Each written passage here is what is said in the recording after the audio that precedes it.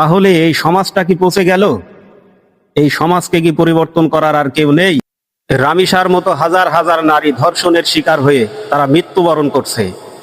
এই সমাজ তো পশুর সমাজের চেয়েও খারাপ হয়ে গেল। এখন এই সমাজকে অবশ্যই পাল্টাতে। এই সমাজ আসলেই কি মানুষের সমাজ নাকি পশুর সমাজ? নিজের আপন মা পচে নষ্ট হয়ে গেল, খোঁজ নেই তার সন্তানের, তার পুত্রর। তিনি নাকি সরকারি সচিব, থাকেন কানাডায়, করেন বড় ধরনের চাকরি। এই সমাজকে আর মানুষের সমাজ বলা যায় না। এই পশুর সমাজকে ভাঙতে হবে।